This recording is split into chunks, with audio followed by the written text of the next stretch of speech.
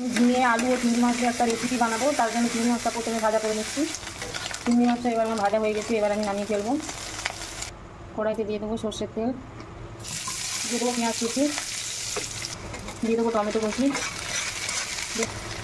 দিয়ে দেবো ধনে গুঁড়ো, দিয়ে দেবো জিরে গুঁড়ো, দিয়ে দেবো লঙ্কার গুঁড়ো,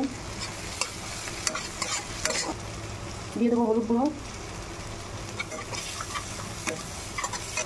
দিয়ে দেবো আনাজটা,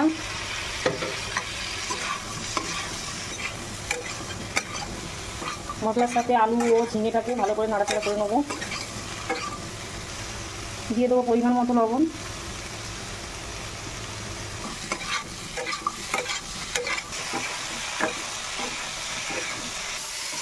আনাজগুলো আমার ভালো করা হয়ে গেছে, এবার আমি জল ঢেলে দেবো।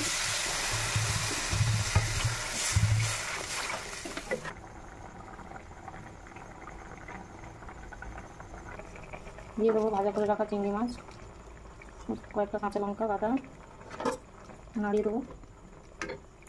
দিয়ে দেবো সামান্য চিনি, দিয়ে দেবো গরম মশলা গুঁড়ো,